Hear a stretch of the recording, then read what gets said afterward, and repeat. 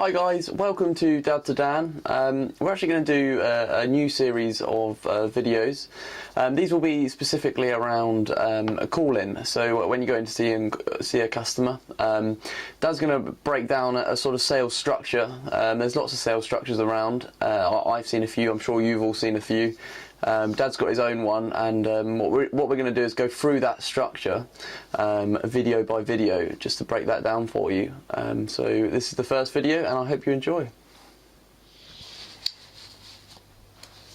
Right, Dad, so we're structuring a call.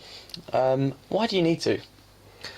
I think there's probably two reasons, particularly when you're first starting out. The first reason is planning. Mm-hmm. If you don't plan, you plan to fail, basically. So you've got to kind of have the structure gives you an idea of where you're going to go in that sales call, what your intention is to go through that sales call when you meet someone, and then you can obviously start to think about each section of that structure, on what you're going to ask and what you're going to be doing within that part, and the likely questions and responses your customers are going to give, so you can be prepared for those and put them down. So that's the first thing, is really to aid preparation. But then when you're actually in the call, and there's often lots going on, the customer might get distracted, something happens, there's a phone call, or someone comes in the room or whatever, then you can go back to your structure. You don't get sort of derailed from the process that you know is the right one to do to end up with a positive outcome. Okay. And obviously, when you're in the call there, how much does it really help when you're feeling a little bit lost? Or well, exactly. That's, I think, particularly when you're first starting out, because you've got no idea really. You know where you want to get. You want the customer to use your product. Yeah. How do you get from where? Yeah, exactly. You want some money. You want a bonus. How do you get from where I am now to the end? And that gives you that sort of map, if you like, and path to follow. It doesn't always work, and I think and as you get more experience, you get more flexible in able to sort of move around that structure depending on the responses you're getting from the customer. If you go straight in, you've got, I'm going to ask all my questions, I'm going to do, you've got a structure, and they go, yeah, I want to place an order today. And you go, can you get a pad out? And you go, yeah, well, let me just ask you some questions first. Yeah. Well, you wouldn't do that, Yeah. So, you've got to be flexible, but it's just because selling is often going to be stressful, particularly when you start. You're meeting an important client for the first time.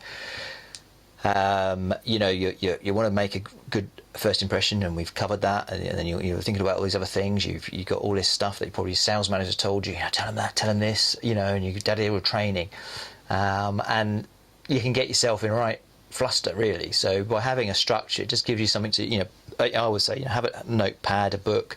Write the structure in there and the key points, and then you can always look down and go, yeah, I'm here, and that's what I need to do. The next part.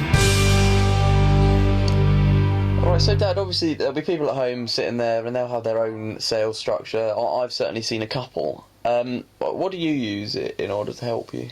Well, the one that I kind of modified a few that I learned, but I use a thing called P.A.C.P.A.C, which and I kind of remember it. P.A.C.P.A.C is the way I kind of remember it, because sometimes I forget, but an old so P.A.C.P.A.C. So it's the purpose, ask, clarify, and then present, ask, and close. So it's quite straightforward. So if I break that down a little bit more, then the purpose is your opening kind of reason why you're there, setting up the meeting, etc., etc. Then the ask is the questions that you're going to ask to develop the needs, and then the clarify is really just like a pre-close, just to sort of go, okay, so if I can help you with X, you're happy that go on. So because I think it's quite good to get a customer's agreement, so you go through the process to know that you've met their needs and to go forward. And then obviously the present is the actual where you present your product or your service. Then answers, really, because they're bound to throw some questions at you. People tend to want to ask you some questions, so therefore you're ready for that, and that's where you might have to overcome the objections.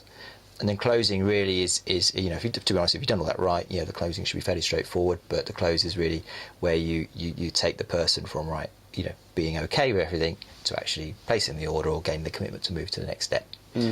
Now there are other ones. I think you've got one that you've come across, haven't you? Yeah, so I went on it was a Pareto Law, which is a recruitment firm. They did a training with us for my new job, and they had something called an I.D.E.A.L structure. Yeah. So it's a similar sort of setup. It's the I's for interest, and then desire, evaluate, and then action, and then lockdown. So it's that same sort of process, just in a slightly different wording, and there is lots of others, isn't there? Yeah, I was thinking of the spin selling one, which was one that I kind of came across, and that has the opening, and then investigating, and then demonstrating capability, which is basically presenting your product, and then something else would demonstrate, what was a close.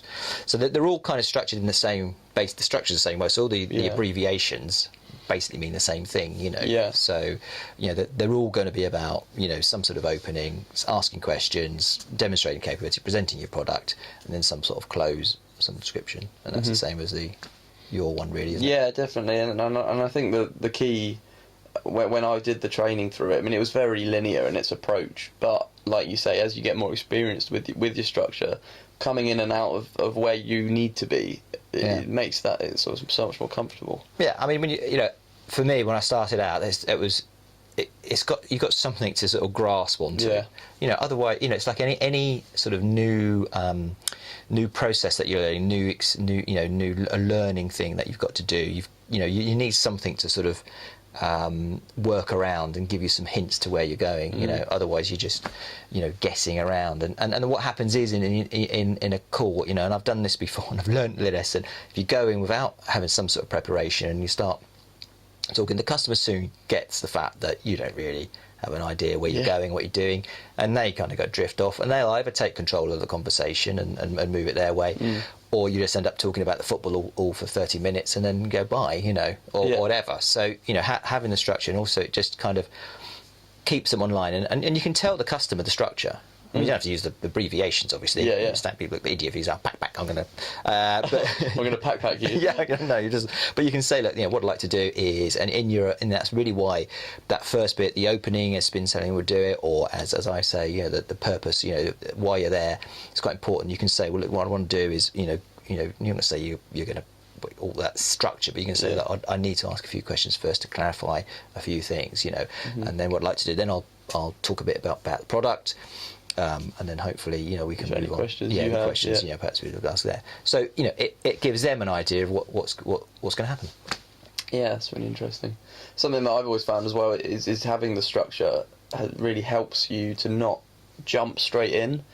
I found that you ask your first question, or you've even got a purpose, and they go, oh yeah, I'm quite interested in buying that car. Yeah. And you go, brilliant, and you try and sell straight away. Yeah. And instead of, when you have your structure, you go, okay, let's just calm down, let's ask them questions, let's clarify what they want, because some people don't actually know what they want a lot of the time. Exactly, yeah. And that's where the asking questions comes in. It's so important, and that's where we're going to talk about in the next episode, isn't it? Brilliant. That leads on very nicely. Yeah, I thought that did. It's almost like we've got a sales structure, isn't it? There's a structure to this as well. Hi, so I'm going to give you a little book review now. Now, obviously, we've just been talking about sales preparation in terms of getting a structure right for your sales call. And one of the books that I think could really help is this book, Sales Power.